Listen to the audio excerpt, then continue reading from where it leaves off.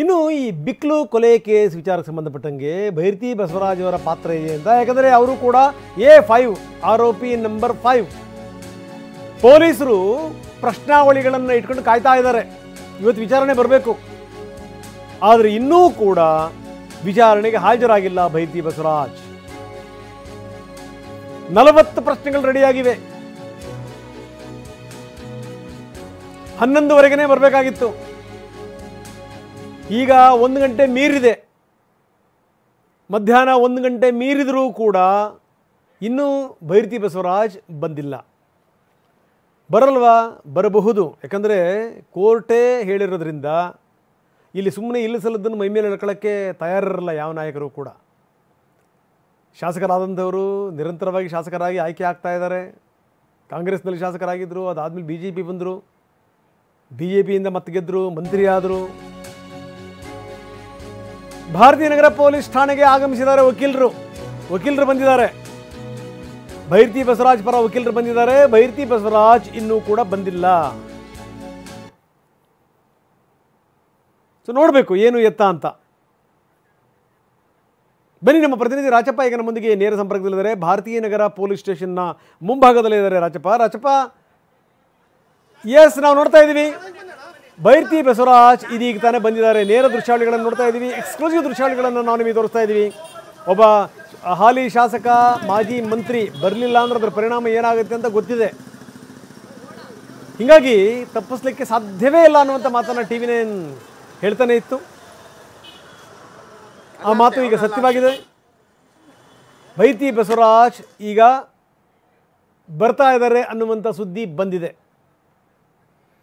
ಬನ್ನಿ, ನಮ್ಮ ಪ್ರತಿನಿಧಿ ರಾಜಪ್ಪ ನಮ್ಮ ಜೊತೆ ಸಂಪರ್ಕದಲ್ಲಿದ್ದಾರೆ. ರಾಜಪ್ಪ, ಏನು ಶಾಸಕರು ಬಂದ್ರಾ? ಯಾಕಂದರೆ ತಪ್ಪಿಸುವಂಥ ಸಾಧ್ಯತೆಗಳು ತುಂಬ ಕಡಿಮೆ. ಯಾಕಂದರೆ ಕೋರ್ಟು ಕೂಡ ಹೇಳಿರೋದ್ರಿಂದ ಸುಮ್ಮನೆ ಅನಗತ್ಯವಾದಂಥ ಮುಜುಗರಗಳನ್ನು ತಪ್ಪಿಸ್ಕೋಬೇಕು ಅನ್ನುವಂಥ ಕಾರಣಕ್ಕೋಸ್ಕರ ಅವ್ರು ಬರಲೇಬೇಕಿತ್ತು. ಬಂದಿದ್ದಾರಾ? ಬಂದು ಒಳಗಡೆ ಹೋದ್ರಾ ಅಥವಾ ಇನ್ನೂ ಬರ್ತಾ ಇದ್ದಾರಾ?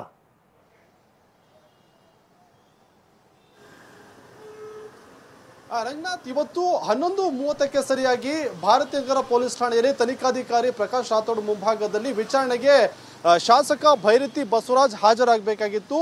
ರೌಡಿ ಶೂಟರ್ ಬಿಕ್ಲು ಶಿವ ಕೊಲೆ ಪ್ರಕರಣಕ್ಕೆ ಸಂಬಂಧಪಟ್ಟಂತೆ ಆ ಕೊಲೆಗೂ ಅವರಿಗಿರುವಂತಹ ನಂಟಿನ ವಿಚಾರವಾಗಿ ಸಾಕಷ್ಟು ಪ್ರಶ್ನೆಗಳು ಕೂಡ ಇದ್ವು. ಆದರೆ ಇದುವರೆಗೂ ಕೂಡ ಭೈರತಿ ಬಸವರಾಜ್ ಭಾರತೀಯ ನಗರ ಪೊಲೀಸ್ ಠಾಣೆಗೆ ಬಂದಿಲ್ಲ. ಪೊಲೀಸರು ಕೂಡ ಬೆಳಗ್ಗೆಯಿಂದ ಬರ್ತಾರೆ ಅನ್ನುವಂತಹ ರೀತಿಯಲ್ಲಿ ಸಾಕಷ್ಟು ಕಾದು ಕುಳಿತಿದ್ರು.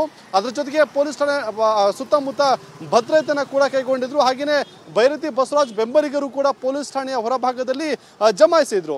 ಆದರೆ ಈಗ ಭೈರತಿ ಬಸವರಾಜ್ ಪರವಾಗಿ ಅವರ ವಕೀಲರು ಕೂಡ ಆಗಮಿಸಿರುವಂಥದ್ದು. ಅಂದರೆ ತನಿಖಾಧಿಕಾರಿ ಎದುರು ವಕೀಲರು ಹಾಜರಾಗಿ ಕಾಲಾವಕಾಶವನ್ನು ಕೇಳುವಂತಹ ಒಂದು ಕೆಲಸವನ್ನು ಕೂಡ ಮಾಡ್ತಿದ್ದಾರೆ. ಯಾಕಂತಂದರೆ ನಾಳೆ ಭಾನುವಾರ ಆಗಿರುವಂಥ ಕಾರಣದಿಂದಾಗಿ ಕೋರ್ಟ್ ಕಲಾಪಗಳು ಕೂಡ ಇರೋದಿಲ್ಲ. ಹಾಗಾಗಿ ಸಹಜವಾಗಿ ಪ್ರಕರಣದಲ್ಲಿ A5 ಆರೋಪಿ ಆಗಿರುವಂತಹ ಕಾರಣದಿಂದಾಗಿ ಬಂಧನದ ಭೀತಿ ಕೂಡ ಎದುರಾಗುತ್ತೆ. ಹಾಗಾಗಿ ಇವತ್ತೇನಾದರೂ ವಿಚಾರಣೆ ಮಾಡಿ ನಂತರದಲ್ಲಿ ಬಂಧನ ಮಾಡಿದ್ದೇ ಆದರೆ ಬಹುಶಃ ಸಂಕಷ್ಟ ಎದುರಾಗಬೇಕಾಗತ್ತೆ. ಅದ್ರ ಜೊತೆಗೆ ಜೈಲಿಗೂ ಕೂಡ ಹೋಗುವಂತ ರಾಜಪ್ಪ, ಅಂದ್ರೆ ನಾವೇನೀಗ ಹೇಳ್ತಾ ಇದ್ವಿ ಭೈರತಿ ಬಂದ್ರು ಅಂತ, ಇನ್ನೂ ಭೈರತಿ ಬಂದಿಲ್ಲ ಹಾಗಾದ್ರೆ?